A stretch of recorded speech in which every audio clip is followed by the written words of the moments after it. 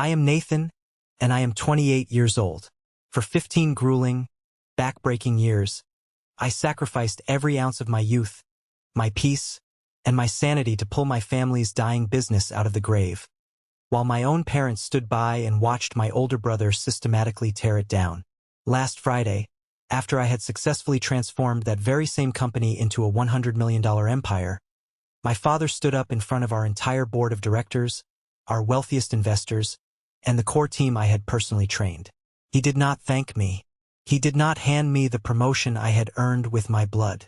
Instead, he looked right through me and announced, "Your brother Julian is the future of this company. Nathan, as of today, your employment is terminated for gross misconduct and unauthorized financial practices." My own family laughed as 2 security guards physically escorted me out of the building, humiliating me in front of 50 people who knew I was the only reason they still had jobs. But there is one massive, fatal detail my parents and my brother were completely blind to. They genuinely thought they were throwing me out of a $100 million fortress. In reality, they had just locked themselves inside a burning building, and I was the one walking away with the only key to the fire escapes. And right now, as I tell you this, my golden child brother is staring down multiple federal charges, and my parents are leaving voicemails begging me to save their home from foreclosure. Before I tell you exactly how I dismantled their perfect little world and watched the empire of lies crumble, please hit that like button if you believe that true justice always comes for the greedy. And do not forget to let me know where you are watching from in the comments below. Now, let's go back to the exact moment the storm finally broke. It was Friday afternoon, exactly 2 p.m. The air inside the executive boardroom on the 50th floor was so thick and sterile you could practically choke on it.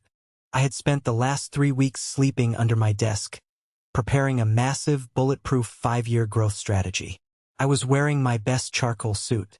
I had the revenue projections, the new software architecture, and the client acquisition costs memorized down to the last decimal point. I genuinely, foolishly thought this was the day my father, Richard, was finally going to look at me, acknowledge my existence, and tell the world that I had done a good job. I thought this was the day the nightmare of being the unappreciated shadow would end. Instead, my father adjusted his tailored Italian silk tie, cleared his throat, and delivered my execution order. He started by praising Julian. Julian, my older brother, who spent more time drinking top-shelf liquor at exclusive country clubs than he ever did looking at our quarterly balance sheets. Julian, who was currently sitting across the massive mahogany table with a sickening, victorious smirk plastered across his perfectly tanned face. My father called him a visionary. He called him a natural-born leader who understood the pulse of the market. Then came the assassination of my character. Julian stood up, buttoned his custom jacket, and held up a pristine leather folder. He did not even look at me. He looked at the board members. He started reading a completely fabricated, twisted list of my so-called failures. He accused me of unauthorized spending. He claimed I was actively alienating our top-tier clients with aggressive tactics. He took every single late-night sacrifice, every bold executive decision I had made to save us from bankruptcy, and twisted them into weapons to destroy my reputation. My mother, Margaret, was sitting in the gallery seating reserved for family members. I turned my head and looked directly at her. I was silently begging her to intervene, hoping to see just a shred of maternal defense for her youngest son. But Margaret just looked down at her lap, smoothing out her expensive designer dress, nodding slightly in agreement with my brother's lies. She chose her side right then and there. My father slammed his hand on the table. He declared that due to the severity of my actions, my termination was effective immediately, and that I was stripping the company of its integrity. The security guards moved in instantly.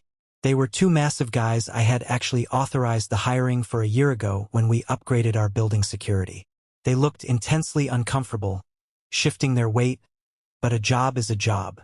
They asked me to step away from the table. I did not scream. I did not throw a fit, knock over chairs, or beg my father to reconsider. I knew right then that any emotional reaction would just give them the satisfaction of calling me unstable. I stood up slowly. I buttoned my jacket. I looked Julian dead in the eyes, and I gave him a very small, completely dead smile. Then I turned and walked out of the room. I could feel the pitying stares of the minority shareholders burning into my back, mixed with the sheer, unadulterated malice radiating from my brother and father. As the elevator doors finally closed, shutting out the life and the company I had built from absolutely nothing, the silence of the steel box surrounded me. I pulled out my phone. My hands were perfectly steady. I did not call my mother to ask why she abandoned me. I did not call the company lawyer to threaten a lawsuit. I opened an encrypted messaging app and sent a single text message to an old college friend named Victor. Victor was not just a friend. He was a senior investigator at the Securities and Exchange Commission. The text read, "It's time. The files are in the shared drive. The trigger is pulled." I drove home in absolute, suffocating silence. I did not turn on the radio. I drove past the sprawling estates in my neighborhood, pulling into my driveway just as a massive, dark thunderstorm began rolling into the city. It was incredibly fitting weather. By Sunday night, the rain was lashing violently against the floor-to-ceiling windows of my home office. I sat in my heavy leather desk chair, nursing a mug of black, bitter coffee, staring at the glowing dual monitors on my desk. I was not looking at the stock market. I was looking at a live, hidden high-definition security feed of the CEO's office at Foster Technologies. My old office, the room that was soon to be Julian's new throne room. When you spend your entire adult life building a company's digital infrastructure from the raw code up, you learn a few permanent things. You learn where the structural weak points are. You learn how to build digital backdoors that no outsourced corporate IT department will ever find. I watched the empty room on the screen, the flashes of lightning illuminating the ridiculously expensive modern artwork my father had bought to impress clients we did not even need. Tomorrow was Monday. Tomorrow at exactly 9 a.m., my golden child brother was going to walk into that office, sit in my chair, and try to log into his computer to start his reign. He thought he had won the ultimate war. He thought I was just the quiet, obedient, pathetic backup plan who would slink away into the shadows and find a mid-level job somewhere else. I took a slow sip of my coffee and let out a long breath. I was about to teach my family an incredibly brutal, irreversible lesson about what happens when you push the quiet ones too far. I thought the worst of my family's betrayal was over on that Friday afternoon in the boardroom. I was so incredibly wrong. The real nightmare was just beginning, but this time I was the one directing the horror show. To truly understand the absolute, unyielding carnage I unleashed on that Monday morning, you have to understand the 15 years of slow, grinding disrespect and emotional manipulation that laid the foundation for it. My revenge was not a sudden crime of passion. It was a perfectly calculated response to a decade and a half of pure exploitation. When I was 25 years old, my father's company, Foster Technologies, was nothing but a sinking ship taking on massive amounts of water.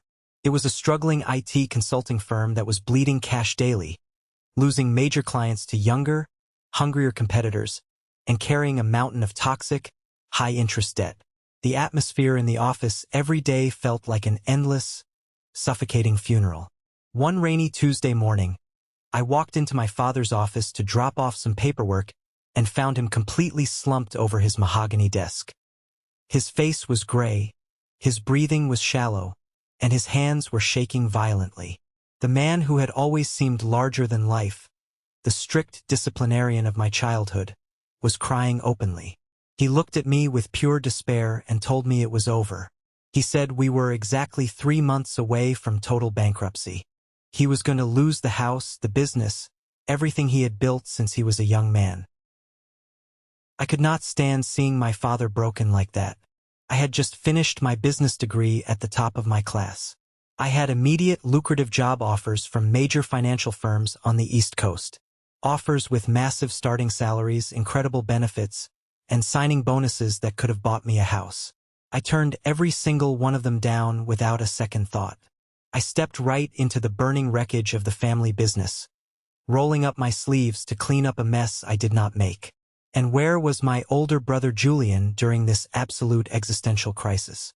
He was 30 years old, holding the entirely fabricated title of Vice President of Sales. But Julian's idea of corporate sales was taking clients to VIP lounges, ordering thousands of dollars in bottle service, and disappearing for days at a time.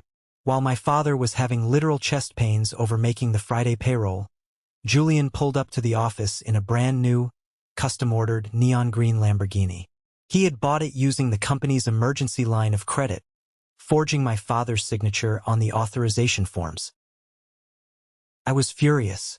I printed out the bank statements, drove to my parents' house, and confronted my mother, Margaret, right in her pristine kitchen. I slammed the papers on the granite counter. I told her Julian was literally driving our employees' livelihoods into the ground. I told her if we didn't cut his access to the accounts, 50 families were going to lose their income. Margaret did not even blink. She just sighed, stirred her herbal tea, and looked at me with that gentle, dismissive, incredibly toxic expression she always used when it came to her oldest son. She told me I was being overly dramatic. She said Julian had a certain prestigious image to maintain in the corporate world to attract high-net-worth clients. She actually looked me in the eye and said he needed that Lamborghini to project success. And besides, Julian was thinking about settling down soon and needed his exorbitant salary to build a college fund for his future children. A college fund, built on stolen corporate debt while our servers were failing and our staff hadn't had a raise in 3 years. I stood there, gripping the edge of the counter until my knuckles turned white, realizing that logic and reality did not exist in this house. That was the exact night I realized no one was going to save this family or this company but me, and more importantly, no one was ever going to thank me for it. So, I buried my emotions and went to work. I started putting in brutal, mind-numbing 18-hour days. I was the first car in the parking lot at 5 a.m. and the last one to leave past midnight. I personally flew out and visited every single major client Julian had alienated with his arrogance and missed meetings. I sat in their waiting rooms for hours, absorbing their justified anger, apologizing profusely for my brother's incompetence, and renegotiating our service contracts from absolute scratch. I missed Thanksgiving dinners because I was patching server vulnerabilities. I missed birthdays. I missed the entire prime of my late 20s. I did not date, I did not travel, I did not live. I just worked. And my Uncle Gregory, my father's older brother, only made the psychological torture worse. Gregory was a bitter, manipulative man, fresh off a brutal divorce that had decimated his own real estate investments and drained his bank accounts. He had nothing better to do, so he spent all his free time hovering around my father at the office. Gregory was the ultimate silent manipulator. He would sit in my father's office, drinking our expensive company scotch, and constantly whisper poison into his ear. He would look at me walking by with a stack of technical manuals and say things like, "Nathan is a good worker, Richard. He's great with the computers and the wires. But Julian has the face of a true leader. He has the charisma. You can't teach that." My father ate it up. He wanted to believe it so badly. As I slowly, agonizingly dragged the company out of the red, restructuring our massive debt, cutting useless vendor contracts, and streamlining our operations, the profits slowly started to return. We hit the $2 million revenue mark, then $5 million, then $10 million, and every single time we hit a major financial milestone, my father would host a lavish, catered company dinner. He would stand at the head of the table, tap his glass, and raise a toast to Julian's visionary leadership and unparalleled networking skills. I would sit at the far end of the table, eating my steak in total silence, watching my brother soak up the applause and take 100% of the credit for the 18-hour days I had suffered through. But I was not just sitting there feeling sorry for myself. I was paying attention. I was documenting everything.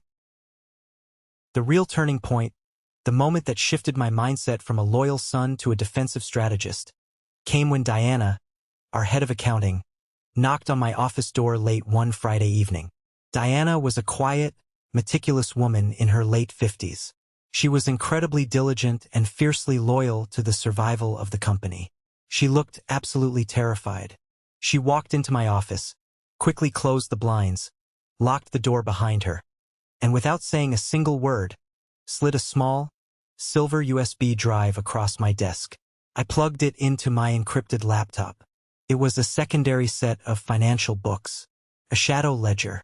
Julian was not just taking a bloated, unearned salary. He was actively, systematically siphoning funds out of the company. The marketing budget had been completely raided to buy his second sports car, a custom black Porsche 911. There were massive, recurring phantom consulting fees being wired directly to offshore shell companies I had never heard of. Julian was bleeding us dry from the inside out. I looked up at Diana.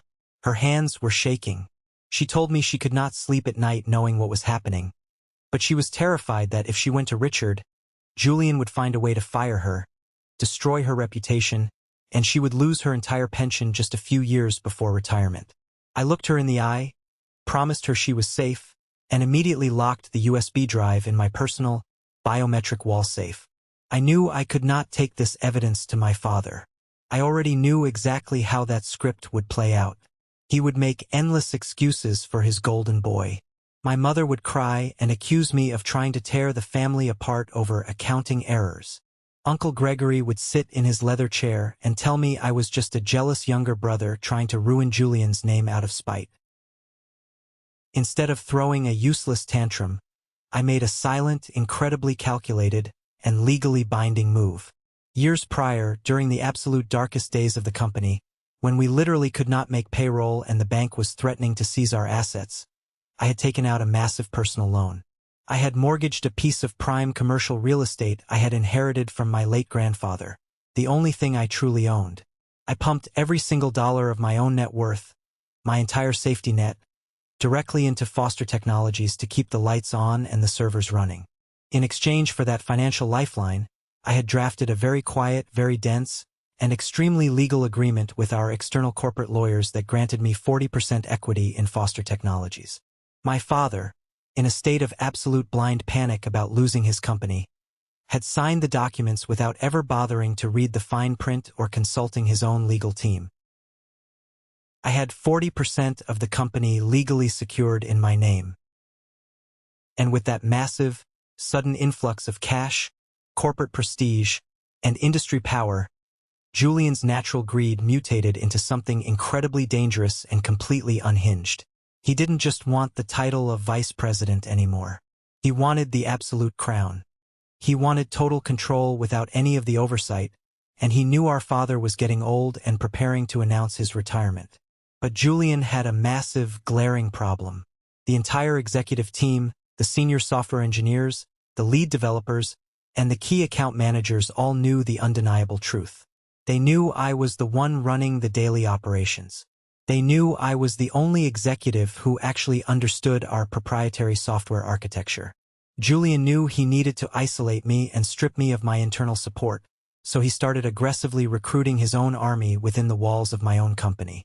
His first major, devastating target was Simon. Simon was our vice president of sales, a sharp, hungry guy I had personally mentored straight out of his MBA program. I taught Simon everything I knew. I showed him how to navigate complex enterprise contracts, how to close million-dollar deals without losing his soul, and how to build genuine trust with clients. I trusted Simon with my life. But Julian knew Simon was deeply, blindly ambitious. Julian started inviting Simon to his exclusive, invite-only country club. He started taking him on lavish client acquisition trips to Las Vegas, staying in penthouses that were entirely paid for by the company's hidden expense accounts. Julian poisoned Simon's mind, promising him that once he inevitably took over as CEO, Simon would immediately be promoted to Chief Operating Officer. He was promising Simon my job. I found out about the betrayal on a random Tuesday afternoon. I was looking for a specific, highly sensitive contract draft for our absolute biggest client, a massive national healthcare provider. I logged into the secure administrative server and immediately noticed a massive red flag. Someone had bypassed standard protocols and downloaded the highly confidential source code files for the healthcare client's custom security software. I checked the digital access logs. The IP address and credentials pointed directly to Simon's terminal. I did not wait. I marched straight into the executive break room and confronted Simon. He was pouring a cup of artisanal coffee. He didn't even flinch. He didn't have the basic human decency to look ashamed or apologize. He just took a sip of his coffee, looked me dead in the eye with a cold, calculating stare, and told me that corporate business was about aligning yourself with the winning side. He actually smirked and said Julian was the heir apparent, the golden child, and I was just the hired technical help who was about to be phased out. That betrayal hurt deeply. It felt like a physical knife twisting in my ribs. But the real, world-shattering blow, the exact moment that completely destroyed any lingering, foolish illusion I had about family loyalty or redemption, happened a week later. I was working late, as usual. It was past midnight, and the entire high-rise building was empty and dead silent. I had a long-standing habit of keeping the internal security camera feeds running on a secondary monitor while I coded, just to keep an eye on the overnight cleaning staff and building security patrols. Out of the corner of my eye, I noticed a light turn on in Julian's massive corner office. He wasn't alone. I quickly maximized the feed and zoomed in. Sitting across the desk from my brother was a man named Marcus. Marcus was the CEO of our fiercest, most unethical competitor. A man widely known in the industry for ruthless, cutthroat tactics and multiple pending lawsuits for corporate espionage and intellectual property theft. My heart started pounding. I quickly routed the hidden audio feed I had installed in Julian's office directly into my headset. The sound was crystal clear. Julian was leaning back in his expensive leather chair, swirling a glass of our father's rarest bourbon. Marcus was leaning forward, greedily looking over a thick, printed stack of highly confidential technical documents. I listened in absolute horror as Marcus asked Julian if he was absolutely sure he could deliver the complete back-end architecture for our new, revolutionary cloud security platform. The exact platform my dedicated engineering team had spent 2 exhausting years developing. The platform that was supposed to secure our company's market dominance and financial future for the next decade. Julian laughed. It was a cold, arrogant, sociopathic sound that made the blood in my veins run freezing cold. He looked at Marcus and said, "Of course I can get you the information, Marcus. My idiot brother does all the heavy lifting in the basement. He builds the toys and I sell them to the highest bidder. Just make sure the payment is routed cleanly to my offshore account in the Caymans. Clean, untraceable, and tax-free." I sat there in my dark, quiet office, paralyzed. I was listening to my own flesh and blood actively sell out the jobs, the pensions, and the futures of 500 loyal employees just so he could pad his secret bank account and buy more supercars. I didn't feel sad. I didn't feel the urge to cry or scream. In that exact moment, a cold, absolute, terrifying clarity washed over my entire body. I finally accepted the truth. I could not save my father. I could not save my mother. They had chosen their golden child, they had enabled his monstrous behavior, and they were going to have to burn with him. But I was absolutely, under no circumstances, going to let Julian destroy the lives and careers of the innocent people who trusted me and worked for me. The very next morning, I did not go to the office. I drove straight downtown to the private offices of Mr. Winston, an incredibly sharp, ruthless, and highly discreet corporate attorney who had absolutely zero ties to my father or my family. We sat in his secure boardroom for 6 intense hours. We mapped out a legal strategy that was brilliantly simple and devastatingly, unbreakably legal. I instructed Mr. Winston to silently and immediately incorporate a brand new, fully independent subsidiary company. I named it Apex Innovations. Over the next 6 agonizingly tense months, while Julian was busy picking out new office furniture for his impending promotion and Simon was busy measuring the drapes for my office, I was meticulously, surgically shifting the very foundation and lifeblood of Foster Technologies. Every single new piece of proprietary software, every patent, every line of revolutionary code my team developed was registered exclusively under the legal entity of Apex Innovations. Every single core developer, senior engineer, and key account manager had their employment contracts quietly, legally transitioned and bound to Apex Innovations. The massive, multimillion-dollar healthcare contracts, the federal government defense contracts, all of them were carefully renegotiated at renewal times with a subtle, legally ironclad clause that assigned the service delivery and intellectual property rights exclusively to Apex Innovations. And the absolute best, most beautiful part of this entire operation? Because I was the sole founding investor who had funded this specific research, development, and legal restructuring out of my own personal pockets and previous equity leverage. I legally owned 100% of Apex Innovations. Foster Technologies, the massive company my father built and Julian was about to steal, still existed on paper. It still had the fancy downtown office lease. It still had the expensive leather chairs and the espresso machines. But functionally, practically, and legally, it was becoming a completely empty shell. A hollowed-out corporate carcass just waiting for the final push to collapse into dust. I had spent 6 months building the perfect, inescapable trap. Now, all I had to do was hold my breath and wait for my arrogant brother to step right into the center of it. The tension in the corporate office was heavy and suffocating. Everyone from the janitorial staff to the senior executives knew the rumors. My father was finally going to officially announce his retirement on Friday. The invisible battle lines had been firmly drawn. The employees who actually did the hard work, the engineers, the project managers, the tech support teams, were nervously looking to me, hoping I would take the wheel. The aggressive sales brothers, the empty suit executives, and the corporate sycophants were constantly flocking around Julian, laughing too loud at his terrible jokes, fetching him artisanal coffee, and kissing his ring. I played my part in the theater perfectly. I wore the convincing mask of the diligent, stressed-out, hard-working son trying to impress his father one last time. I spent late, grueling nights in my office with Clara, my fiercely loyal executive assistant. Clara was a tough, no-nonsense single mother in her late 40s, sharp as a razor, and she saw right through Julian's charming, sociopathic nonsense from day one. More importantly, she was one of the very few people on Earth who knew the full, devastating extent of the Apex Innovations transition. Julian would routinely walk past my office door at 5 o'clock on the dot, loudly jingling his Porsche keys, heading out to yet another high-level networking event. That was actually just a VIP club.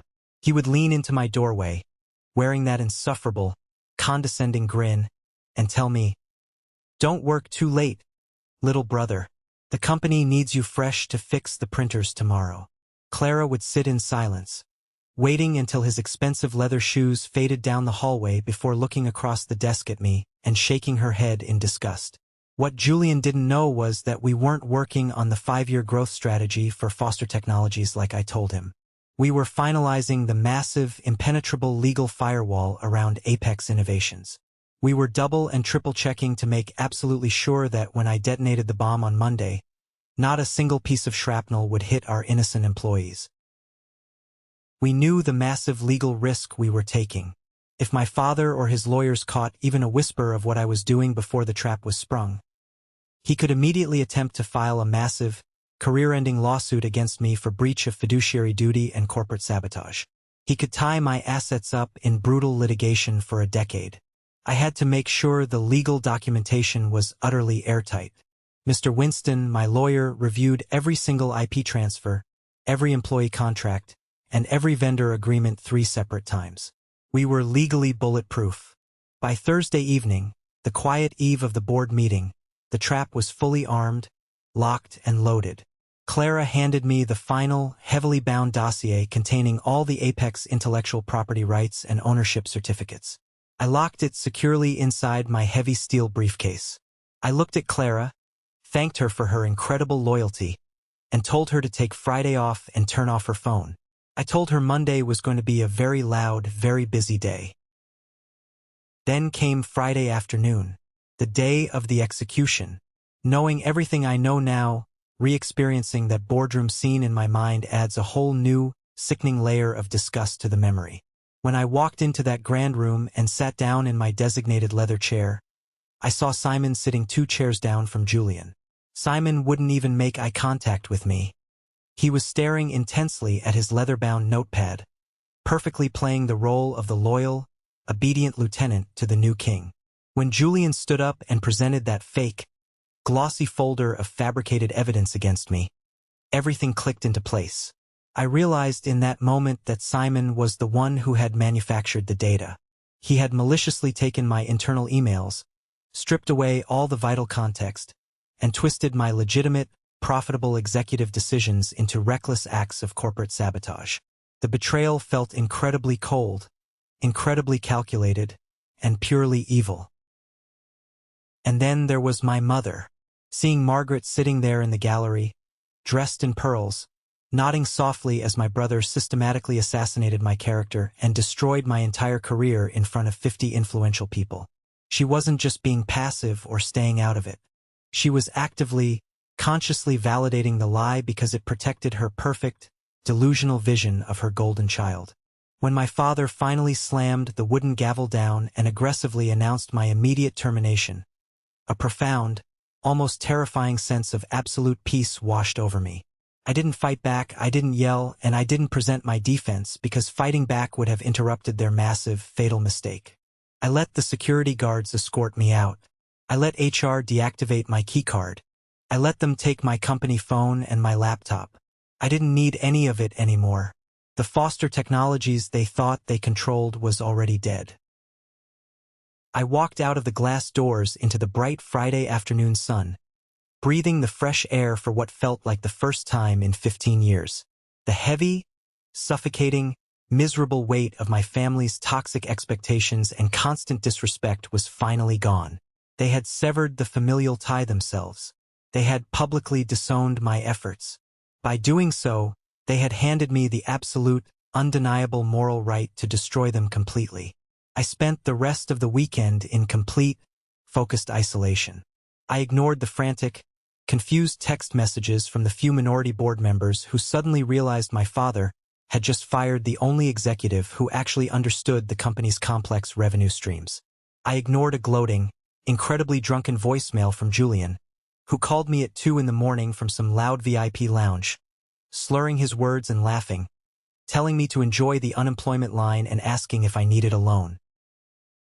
I just sat in my quiet home office, drinking my black coffee, and watching the digital clock on my wall slowly, inevitably tick closer and closer to Monday morning. I had already securely transmitted the video evidence of Julian's corporate espionage to Victor at the SEC. I had legally secured every ounce of the intellectual property. I had the complete, unwavering loyalty of the entire core workforce. I was ready. The storm was no longer approaching in the distance. I was the storm, and Julian was about to walk right into the dead center of it, completely blind. I thought taking my own family down would feel like a tragedy. I thought it would break my heart. I was wrong. As the sun began to rise on Monday morning, it felt exactly like pure, unadulterated justice. Wait until you hear the exact details of what happened when the clock struck 9 a.m. on Monday, and the FBI walked through the front doors. You will not believe the look of absolute terror on his face. Monday morning arrived, and it was the kind of morning that felt like the earth itself was holding its breath. The massive, violent thunderstorm from Sunday night had completely washed the city clean, leaving behind a crisp, almost unervingly bright blue sky. The air outside was cool and sharp, a stark contrast to the absolute inferno I was about to unleash inside the walls of Foster Technologies. I had been awake since 3 in the morning. I didn't need an alarm clock. Adrenaline, cold and steady, had been pumping through my veins for the last 48 hours. I sat in my home office, wearing a simple, comfortable black sweater and dark jeans. I wasn't wearing a suit today. I didn't need a corporate uniform anymore because I was no longer playing by their rules. My hands were wrapped tightly around a massive ceramic mug of dark roast coffee. The bitter taste grounded me. In front of me, my custom-built dual monitors were glowing brightly in the dim light of the room. They were currently streaming the live, high-definition security feeds from the Foster Technologies executive floor. I had installed these cameras myself 3 years ago under the guise of an executive security upgrade. No one else had the root administrative access. No one else even knew they were capable of streaming audio. It was exactly 8:30 in the morning. The corporate world outside was just waking up. Commuters were stuck in traffic, drinking their lattes, preparing for another mundane week of meetings and spreadsheets. But my entire life's work, a decade and a half of suffering and silent planning, was about to detonate with the precision of a surgical strike. I watched the high-definition feed of the private underground parking garage. Right on absolute cue. Exactly at 8:45, Julian's custom black Porsche 911 roared into the VIP parking section. The sound of the modified exhaust echoed loudly off the concrete walls, a demanding, arrogant noise that perfectly matched his personality. He didn't just park. He aggressively pulled diagonally across two prime executive spaces, my old space and his, because in his mind the normal rules of human decency and society no longer applied to him. He was the newly crowned king. He stepped out of the low-slung sports car, and I had to physically restrain a bitter laugh. He was wearing an aggressively tailored, ridiculously expensive Italian silk suit. A crisp white shirt, a power red tie, and cuff links that probably cost more than my first car. He looked perfectly rested.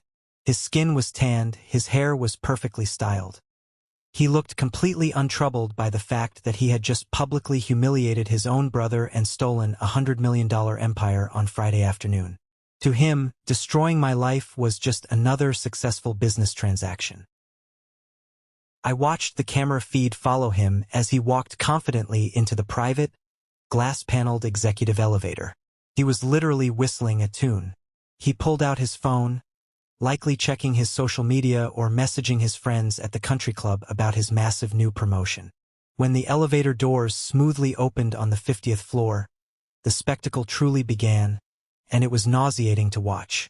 Simon, the man I had personally mentored, the man who had sold me out to Julian for a hollow promise of a promotion, was waiting in the lobby. Simon was standing there like an obedient servant, holding a silver tray with 2 artisanal coffees and a box of expensive pastries. Simon practically bowed as Julian walked past the marble reception desk. I reached out and turned up the audio feed dial on my desk console. The sound was incredibly clear. "Good morning, Mr. CEO," Simon said, his voice dripping with absolute sycophancy. "Everything is prepped for your first executive briefing at 10. The staff is ready for your direction." Julian took the coffee without thanking him. "It is a beautiful morning, Simon. A completely new era for Foster Technologies. We are going to trim all the useless technical fat my brother left behind. We are going to aggressively increase the executive compensation packages, and we are going to start running this company like a real, aggressive Wall Street firm, not some glorified IT help desk." It was utterly nauseating to hear him dismiss 15 years of my blood, sweat, and tears as a glorified IT help desk. But it was also incredibly, profoundly validating. It confirmed every single cold, calculated decision I had made over the last 6 months. It erased any tiny, lingering shred of guilt I might have had about what I was about to do to him. Julian walked down the massive glass-walled hallway toward the corner CEO office. My old office, the room I had practically lived in for the last 15 years. He pushed open the heavy, intricately carved oak doors and stepped inside. He stood in the center of the massive room, taking a deep, theatrical breath. He walked over to the floor-to-ceiling windows and looked out at the panoramic view of the downtown city skyline. He looked like a conqueror surveying his new kingdom. He slowly walked over to the massive mahogany desk, running his hand over the polished wood surface. He picked up the heavy crystal award I had won for the company 3 years ago, looked at it for a second, and then carelessly tossed it into the leather trash can beside the desk. Then he dropped his weight into the heavy, high-backed leather CEO chair. He spun around once, kicked his expensive Italian leather shoes up onto the pristine edge of the desk, and took a slow, satisfied sip of the coffee Simon had handed him. He looked like a man who had successfully conquered the world. He was completely, blissfully unaware that he was actually sitting in an empty, legally worthless, heavily monitored box. I leaned forward in my home office. My heart was beating a slow, steady rhythm. I placed my right hand on my computer mouse. I had spent 3 weeks building a custom, highly complex macro program specifically designed for this exact moment in time.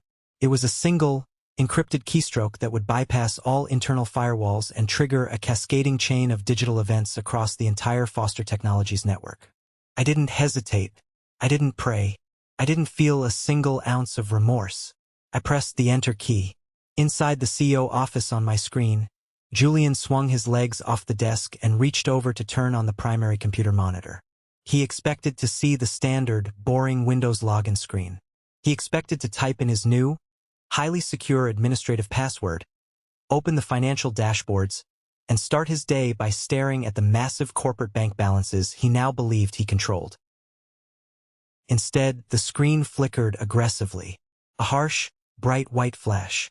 And it wasn't just his primary monitor. It was the secondary monitor.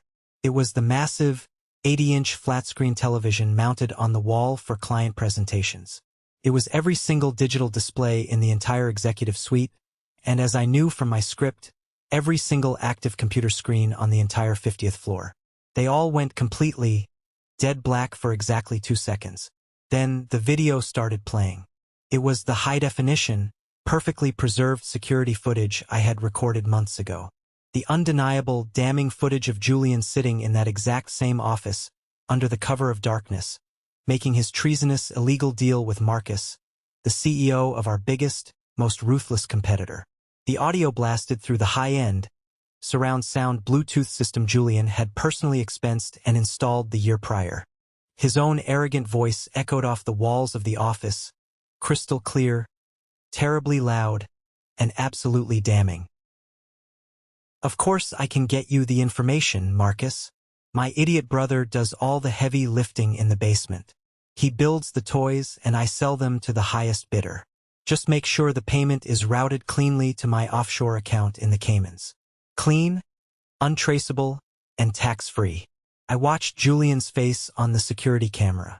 The transformation was instantaneous and beautiful. The smug, victorious, arrogant grin completely vanished, wiped away in a fraction of a second. The blood rapidly drained from his face, leaving his tanned skin looking like a pale, terrified ghost. His eyes widened in absolute primal shock. He physically jumped out of the leather chair, completely losing his balance and spilling his hot artisanal coffee all over the polished mahogany desk and his expensive suit pants. He didn't even notice the burn. He lunged across the desk for the computer mouse, frantically clicking the buttons, desperately trying to close the media window. The cursor did not move a single millimeter. I had totally locked him out of the operating system at the deepest root administrative level. He slammed his fist against the keyboard, aggressively hitting the escape key, the Control-Alt-Delete combination, the physical power button on the tower, doing anything and everything to make his own treasonous voice stop echoing in the room. Nothing worked. The video simply looped. It reached the end of the transaction, faded to black, and immediately started playing his confession over again. Panic, raw and unfiltered, completely overtook him.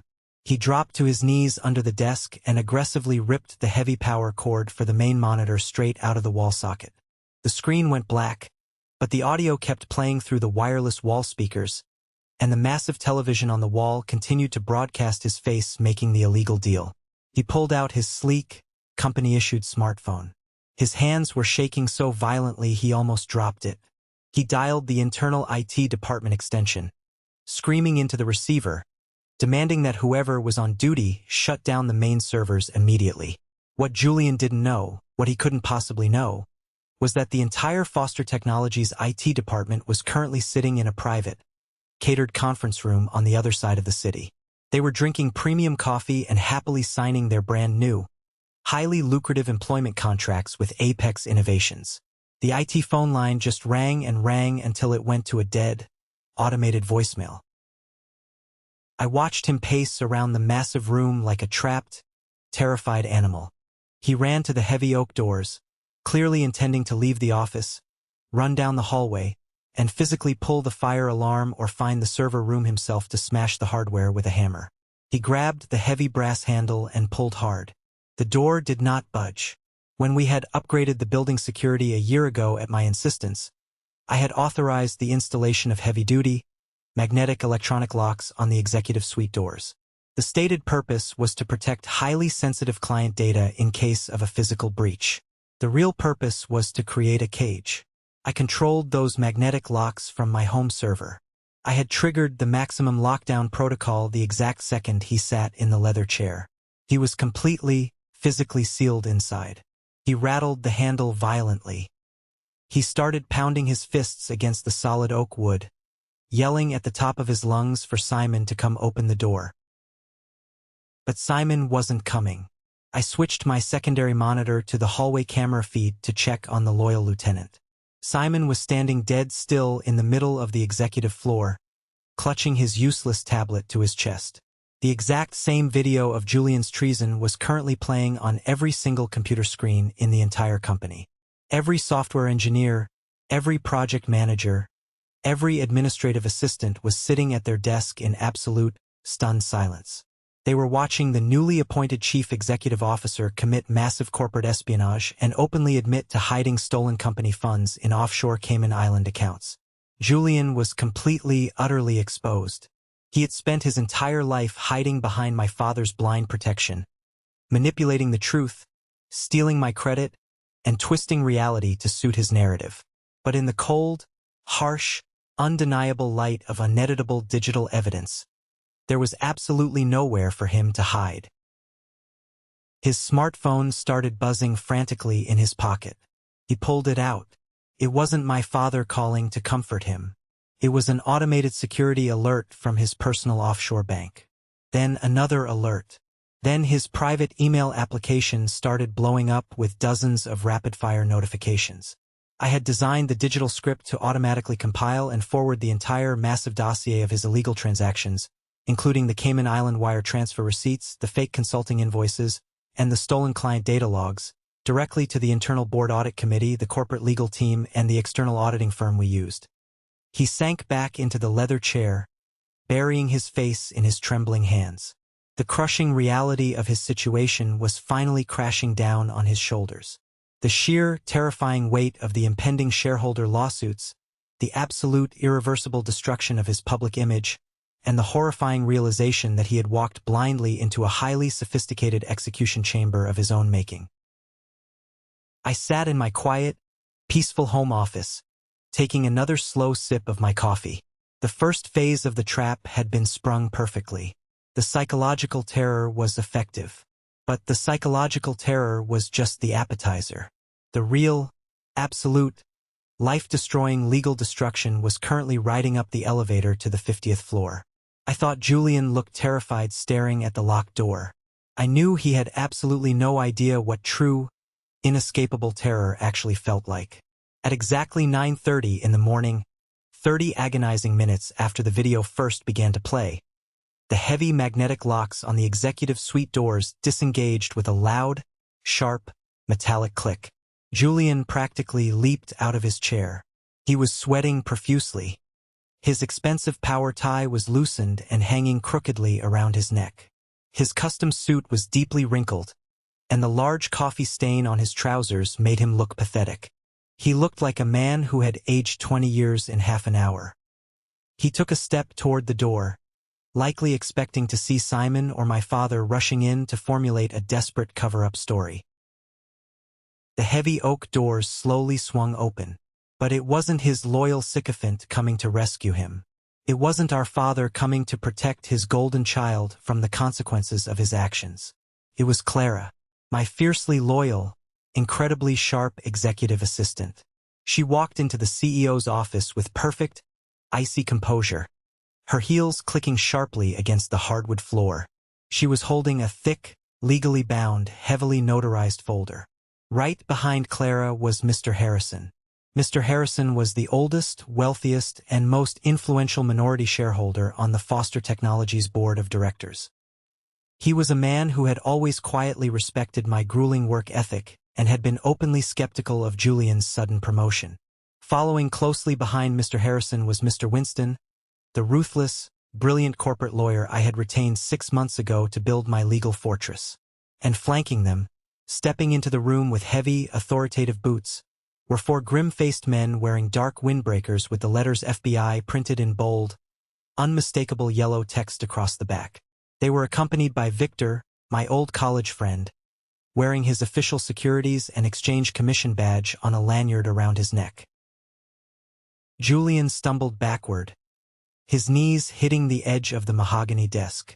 His eyes darted wildly around the room, skipping over Clara and Mr. Harrison, landing directly on the federal badges. His breathing became shallow and rapid. He desperately tried to project authority, pulling his shoulders back, attempting to use the loud, arrogant voice he had always relied on to bully his way out of trouble since we were children. "What is the meaning of this?" Julian demanded, pointing a shaking finger at the group. His voice cracked slightly, ruining the effect. "I am the chief executive officer of this corporation. You cannot just barge into my private office. I will have building security remove all of you, and I will file a massive, multi-million-dollar lawsuit against every single person standing in this room for trespassing and harassment." Mr. Winston, the lawyer, stepped forward. He did not look angry. He did not look intimidated. He looked entirely, profoundly bored, which somehow made the situation infinitely more terrifying for my brother. Mr. Winston opened his sleek leather briefcase, snapped the brass locks, and pulled out a single, heavily stamped sheet of paper. "Actually, Mr. Foster, regarding your highly temporary position as Chief Executive Officer," Mr. Winston said, his voice calm, methodical, and devoid of any emotion. "The board of directors convened an emergency telephone conference at exactly 8:45 this morning. This meeting was initiated immediately after every member received a highly disturbing, fully documented digital package regarding your recent financial activities and your conversations with competing entities." Mr. Harrison stepped up next to the lawyer, his face red with absolute, unrestrained disgust. He looked at Julian like he was looking at a piece of garbage on his shoe. "You sold us out, Julian. You sold out our clients, you compromised our data security, and you betrayed the employees who trusted this family. We voted unanimously. You are officially removed from your position, effective immediately. You do not hold a salary here. You do not hold a title. You do not have access to the building. You are nothing but a massive, walking legal liability." Julian's mouth opened and closed silently. He looked at Clara, searching for any sign of a joke, then at the federal agents who were slowly closing the distance. He desperately tried to cling to his last shred of perceived power, his last delusion. "You can't do that," Julian yelled, his voice rising to a frantic pitch. "You absolutely cannot do that. My father and I hold the majority voting shares in this company. We own the controlling interest. I am going to fire all of you. I am going to liquidate your positions and freeze your pensions. You work for me." That was the exact moment Clara stepped forward. She didn't smile. She didn't say a single word of gloating. She simply placed the thick, legally bound folder squarely on the desk in front of Julian. She tapped the heavy cardstock cover once with her manicured fingernail, looking him dead in the eye with absolute contempt. Julian looked down at the folder. He hesitantly reached out with a trembling hand and flipped open the cover. "You own voting shares in Foster Technologies, Julian," Mr. Winston corrected smoothly, pacing slowly across the thick, expensive carpet. "That is an undeniable, documented legal fact. However, as of exactly 9 o'clock this morning, Foster Technologies is effectively a shell corporation. It is a hollow, empty legal entity. It possesses a prestigious downtown lease, several floors of expensive furniture, and a fleet of leased company cars, but absolutely nothing else of value." Julian stared blankly at the dense legal jargon, the signatures, the state incorporation seals on the pages. His brain, clouded by years of alcohol and unearned privilege, couldn't comprehend it. "What are you talking about? This is insane. We have $100 million in recurring annual revenue. We hold the exclusive healthcare security contracts. We have the proprietary cloud patents. We are a powerhouse." "No, Julian, you don't," Mr. Winston said, delivering the final, devastating, world-shattering blow with the precision of an assassin. "Every single piece of proprietary software, every line of code your engineering team developed over the last 2 years, every server architecture design, and every major, profitable client contract was legally, meticulously, and permanently transferred to a fully independent subsidiary holding company named Apex Innovations." Julian physically swayed on his feet, grabbing the edge of the desk so hard his knuckles turned white. Apex Innovations? What the hell is that? Who authorized that? Who owns that? Nathan Foster owns it, Mr. Winston stated clearly, making sure every syllable echoed in the room. He owns 100% of the private equity. He funded the massive research and development entirely through his own personal capital and real estate leverage when your father almost bankrupted this place 15 years ago. He legally secured the intellectual property. Furthermore, at exactly 9 o'clock this morning, the Apex subsidiary invoked a standard, legally binding breach of trust and ethical violation clause hidden deep within the corporate structuring agreement. That clause allowed Apex to instantly sever all ties, licensing agreements, and service contracts with Foster Technologies. The absolute silence in the room was deafening. I watched Julian's eyes widen through the high-definition camera feed. He was finally truly realizing the massive, inescapable magnitude of his defeat. He hadn't just lost a boardroom battle. He had been completely, utterly erased from the war. Your $100 million company, Julian, Mr. Harrison added, his voice dripping with venomous contempt, is currently worth the scrap value of the computer monitors on the desks outside. You have zero intellectual property. You have zero client revenue streams. You have no products to sell. And as of 10 minutes ago, 90% of your core development team, the people who actually do the work, submitted their official resignations and signed immediate employment contracts with Apex Innovations. You are the king of an empty, worthless room. Julian looked like he was going to be physically sick. He gagged slightly, swallowing hard. He had spent his entire life taking the easy road. He had manipulated my parents, stolen my hard work, and lied his way to the top to fund his lavish, pathetic lifestyle. He thought he was completely untouchable. He genuinely believed the rules of consequences didn't apply to the golden child. Victor, my old friend from the SEC, stepped forward, flanking the two lead FBI agents. He looked Julian dead in the eyes, showing absolutely no sympathy. Julian Foster, Victor said, his tone perfectly professional and sharp. We have received undeniable, fully documented digital evidence of systemic corporate espionage, unauthorized offshore wire transfers, and severe, repeated violations of federal insider trading laws. We have the exact transaction records matching the Cayman Island accounts referenced in the video you just watched. The two FBI agents didn't wait for permission. They stepped swiftly around the mahogany desk. They didn't ask him to surrender nicely. They grabbed him aggressively by the arms, spun him around roughly, and slammed his hands down flat on the polished wood. The sharp, heavy, metallic click of the steel handcuffs locking tightly around his wrists echoed loudly like a gunshot in the massive office.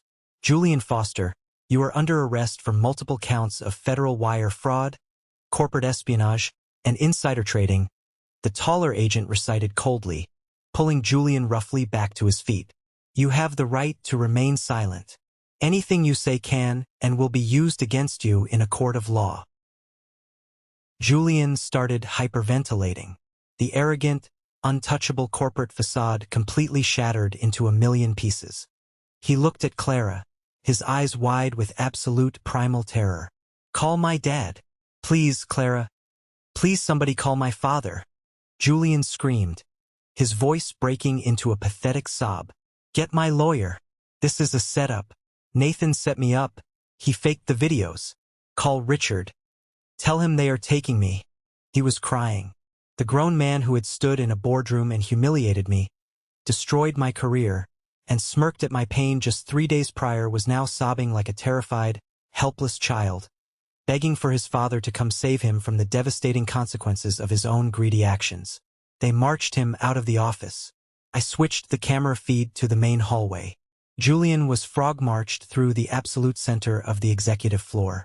Every single employee, the ones who hadn't walked out yet, was standing silently at their cubicles. They watched in complete, stunned, deeply satisfied silence. No one offered to help. No one looked sympathetic. No one picked up a phone to call my father. They simply watched the man who had nearly destroyed their livelihoods being dragged away in steel cuffs toward the freight elevator. I sat back heavily in my chair in my home office. I watched the entire camera feed until the heavy metal elevator doors finally closed on my brother's terrified, tear-streaked face. I didn't smile. I didn't laugh. I didn't cheer. I just felt a profound, overwhelming sense of absolute finality. The toxic tumor had been successfully surgically removed. The company and the innocent employees were safe. But I knew the absolute hardest, most emotionally draining part of this entire ordeal was still waiting for me. Because Julian was just the loud, obnoxious symptom. My parents were the root disease, and they were about to realize that their entire financial world, their legacy, and their perfect family image had just been burned completely to the ground. The immediate, chaotic aftermath of Julian's highly public federal arrest was a spectacle of absolute corporate destruction, and I monitored every single second of it unfold with cold, detached, surgical precision from my home servers. As Julian was escorted out of the grand glass lobby downstairs by the federal agents, he stumbled. He dropped his keys. The heavy, ostentatious silver keychain holding the fob to his neon green Lamborghini clattered loudly onto the polished Italian marble floor. Out of the 50 people standing in the lobby watching the spectacle, not a single person stepped forward to pick it up. It just sat there on the cold stone, a completely useless, gaudy piece of metal belonging to a man who was currently being shoved forcefully into the back of an unmarked federal SUV. Upstairs on the 50th floor, pure, unfiltered panic had officially set in for the few remaining corporate loyalists who hadn't fully understood the trap. Simon was practically running through the hallways, his face flushed red, frantically clutching his useless tablet. He was trying to organize emergency damage control meetings that absolutely no one was attending. He tried to rally his sales team, yelling that they needed to immediately call the top 10 clients and secure the accounts before the news broke. But it was entirely, hopelessly too late. While Julian was being fingerprinted and processed in a sterile federal holding cell downtown, I executed the final, decisive phase of my digital transition. I drafted and sent out a massive company-wide email from my highly secure, remote Apex Innovations server to every single remaining Foster Technologies employee. The email was incredibly straightforward, completely devoid of any corporate jargon or false promises. It simply stated, "To the dedicated staff of Foster Technologies, you have a critical choice to make today. You can choose to stay in sync with a structurally bankrupt, empty shell company that is currently under massive federal investigation for corporate fraud and espionage. Or, you can click the secure, legally binding link below, officially transition your employment contracts to Apex Innovations, and join a company where absolute integrity, hard work, and fierce loyalty actually mean something. If you transition, your current salaries are fully guaranteed. Your healthcare benefits will instantly increase by 20%. Your pensions are protected. Your jobs are secure. The choice is yours, but the window is closing."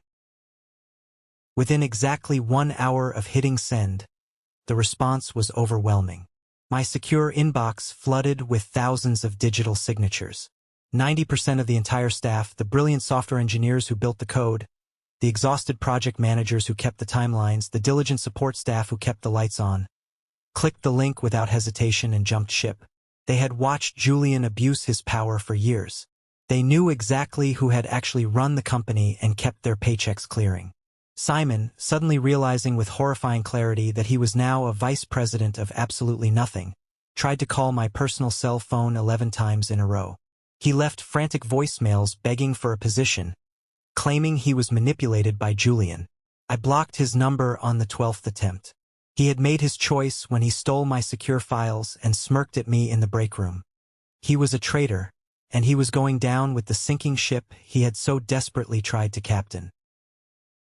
But the real, devastating, life-altering collateral damage of Julian's staggering arrogance wasn't happening in the empty cubicles of the office.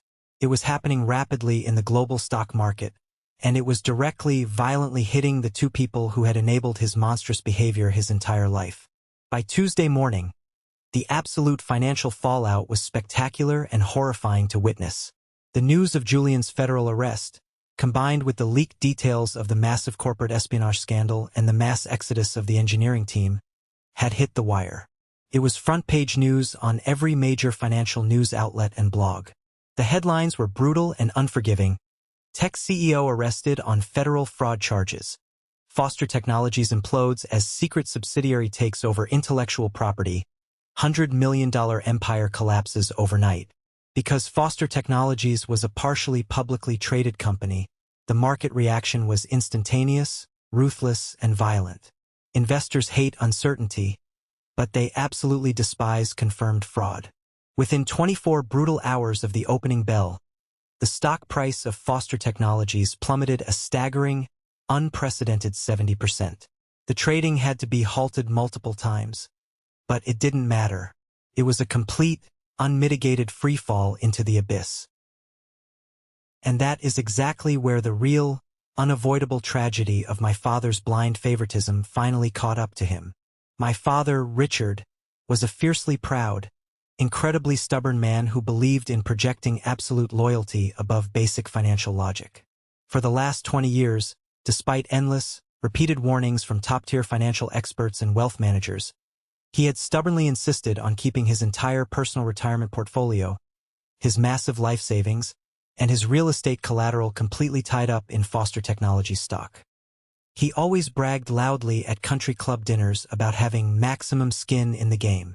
He refused to diversify his assets because he believed diversifying meant betting against his own golden child. On Wednesday afternoon, I was sitting in my brand new corner office at the Apex Innovations headquarters. It was a beautiful, modern, sleek building overlooking the water that I had secretly purchased and renovated through a blind real estate trust 6 months prior. Clara walked into my office. She didn't look triumphant. She looked slightly uncomfortable and deeply exhausted. She told me that Mr. Brooks, my father's longtime, highly respected personal financial advisor, had been calling the main reception desk nonstop for 3 straight hours, demanding to speak to me. I took a deep breath, braced myself for the inevitable, and told Clara to put the call through to my secure line. Mr. Brooks sounded absolutely frantic. The usual calm, measured tone of a seasoned wealth manager was completely gone. His voice was shaking. "Nathan, thank God. I've been trying to reach your father all day, but he isn't answering his cell phone or the house line. Neither is your mother. Nathan, I don't know if you've seen the market ticker today, but the Foster Technology stock is essentially trading at penny stock levels. It's a bloodbath. I am fully aware of the current market conditions regarding that specific ticker, Mr. Brooks," I replied calmly, leaning back in my ergonomic chair and staring at the ceiling. "Nathan, you don't understand the gravity of the leverage," Brooks pleaded, the absolute panic evident in his voice. "Your father's entire retirement fund is completely wiped out. Gone. The margin calls from the investment banks are coming in as we speak. If the stock doesn't miraculously recover by Friday afternoon, the bank is going to start seizing physical collateral to cover the massive deficit. They are going to foreclose on the family estate. They are going to take the cars, the art, everything. Your mother's inheritance from her parents was tied into those joint accounts to secure a larger line of credit for Julian last year. It's all gone. We need to formulate a massive corporate bailout strategy immediately, or they will be on the street." I listened in silence as the desperate financial advisor outlined the total mathematical destruction of my parents' wealth. They had sacrificed my youth, ignored my happiness, and destroyed my mental health to build a massive, glittering financial fortress for their beloved golden child.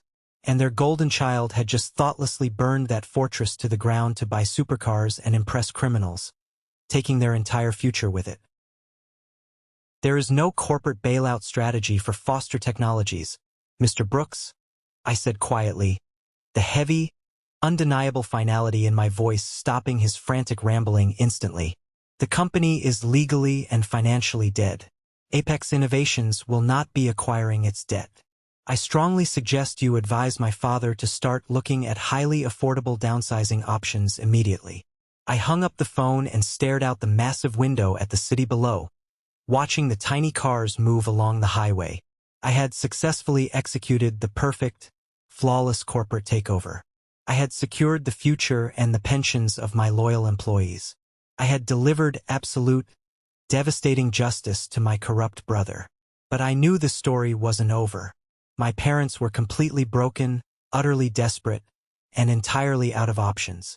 They were going to come crawling to the son they had thrown away like trash, and I needed to be absolutely emotionally ready to set the final, unbreakable boundary. The very next morning, at exactly 10 o'clock, the receptionist at the new Apex Innovations headquarters buzzed my office phone. She said my parents were waiting in the main lobby.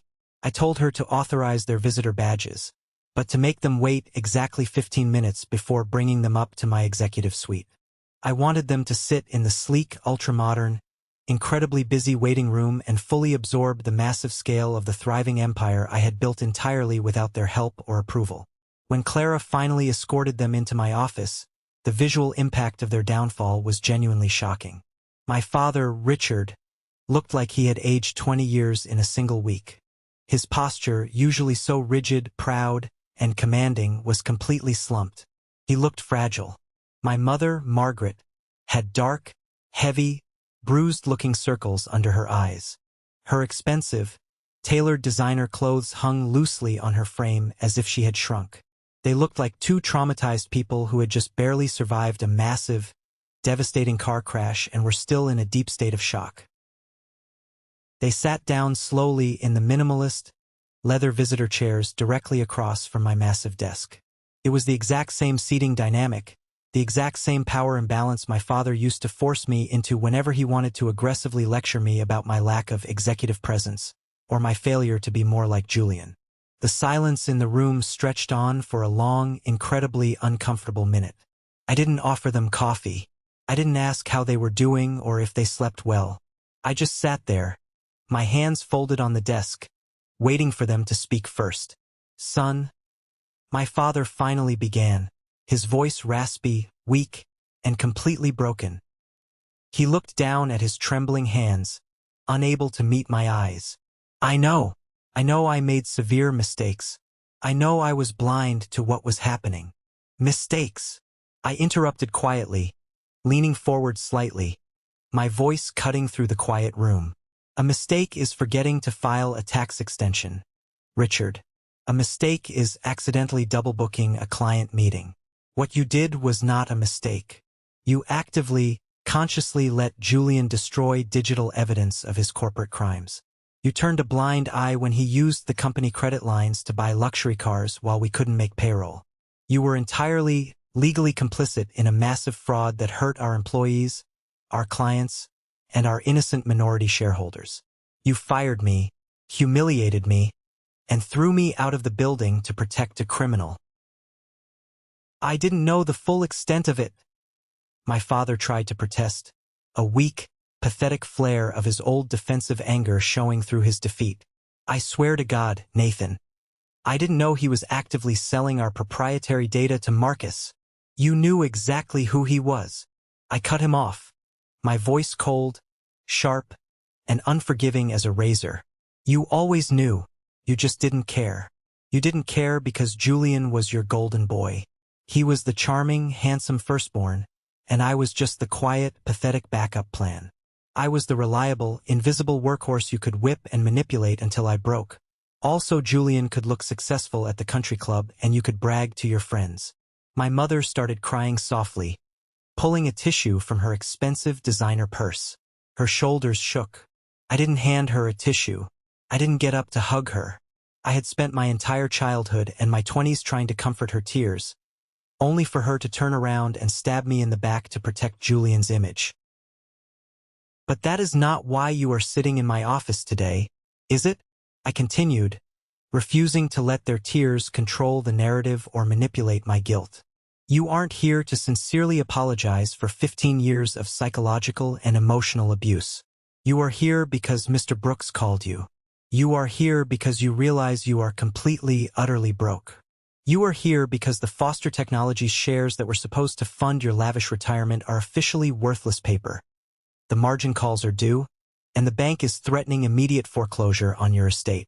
My father slumped further down in his chair, completely defeated, his chin resting on his chest. "Nathan, please. I am begging you. We are family. You can't let your mother lose her home. She won't survive it. We have absolutely nowhere to go. Family? I repeated the word slowly, tasting the absolute, toxic, bitter irony of it on my tongue.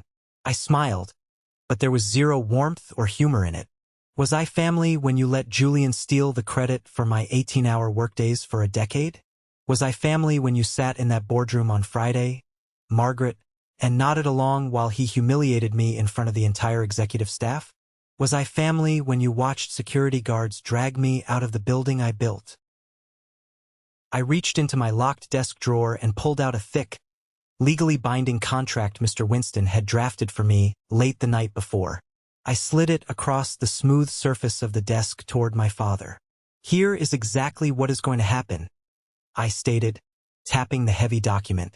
Apex Innovations is going to officially, legally buy back your useless voting shares in Foster Technologies at their original purchase price from 20 years ago. It is a massive financial loss for me, but it will provide just enough capital to clear your immediate debts, stop the bank foreclosure, and secure a very modest living. Their eyes widened with sudden, desperate hope. My mother actually reached out across the desk to touch my hand, a gesture of maternal affection she hadn't shown in years, but I pulled my hand away instantly, leaving her reaching at empty air. However, I continued, holding up a finger to stop their incoming flood of gratitude. There are absolute non-negotiable conditions attached to this financial buyout. First, you will both sign an ironclad, heavily punitive non-disclosure agreement regarding Julian's illegal activities and the exact nature of this financial settlement. You will never speak to the press, and you will never mention my name in public. Second, you are going to sell that massive estate to cover the remaining tax liabilities, and you will retire quietly to a small two-bedroom condo in Florida. Third, and most importantly, you will stay completely out of my life, my business, and my future from this day forward. Consider this a permanent, legally binding divorce from our family ties. You want to cut us off completely? My mother whispered, looking utterly devastated, as if she couldn't comprehend that her actions had permanent consequences. After everything we've been through as a family? I am not doing this for you, Margaret.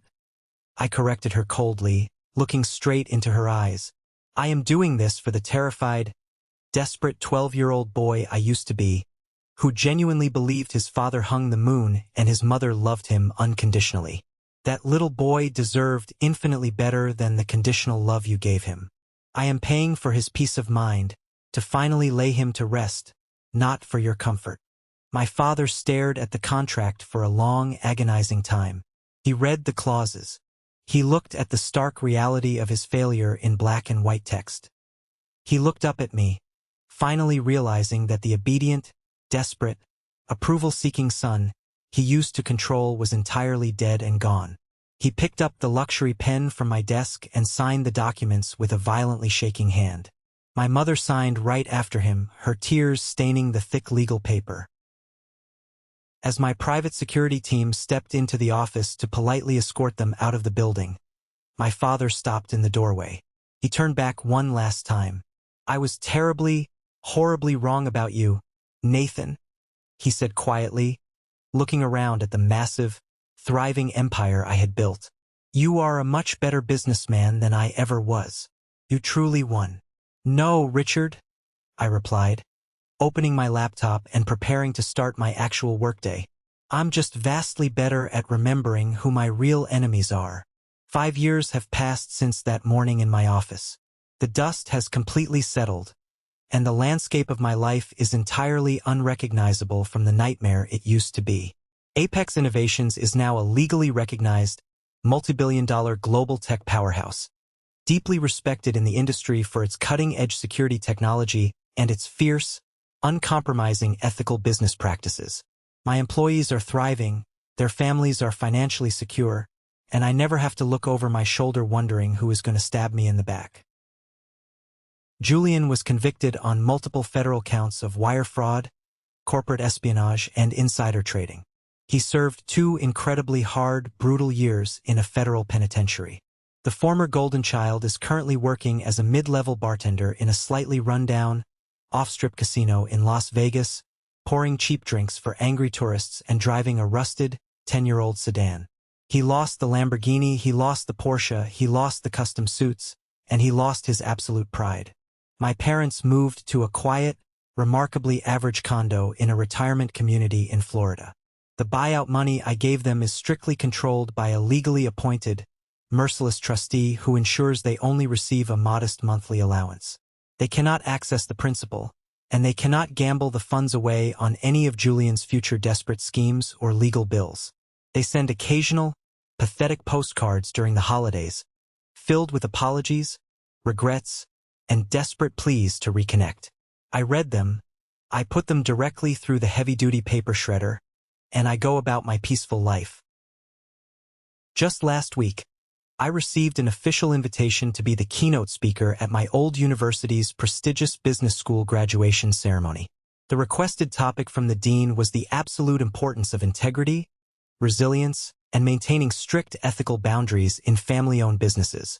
I stood on that stage, looking out at the massive sea of young, eager faces, and I accepted their applause with a genuine, unburdened smile. After all, I have quite the story to tell them. I learned the absolute hardest way possible that sometimes the greatest, most satisfying revenge isn't simply destroying your enemies or screaming at them until you lose your voice. True revenge is building something so incredibly successful, so structurally sound and morally pure, that the people who betrayed you have to live the rest of their miserable, quiet lives with the agonizing knowledge that they bet everything on the wrong horse. And as for those who always wonder how the quiet one, the careful one, the pathetic backup plan managed to pull off such an absolute, devastating, flawless victory, well, let's just say that while the peacocks are busy showing off their bright feathers and making a lot of useless, arrogant noise, the eagles are sitting high in the trees in absolute silence. They are watching, they are waiting, and they are perfectly planning their final strike. Because in business, just like in life and in family, it is rarely about who starts at the absolute top with all the advantages. It is always, undeniably, about who is still standing upright when the smoke clears and the dust finally settles. Let's pause for a moment. Thank you for staying with me this far, you're truly amazing. Please help me by liking the video and commenting the number 1 below so I know you've been here with me until this point. This not only helps more people discover this story, but also lets me know that my experiences mean something to someone. Your support is the greatest motivation for me to keep sharing the rest of this journey. Have you ever faced something similar with your own family? Have you ever had to draw an absolute, unbreakable boundary with the people who were supposed to love you the most? Share your story in the comments below, and don't forget to like and subscribe so you don't miss the next journey.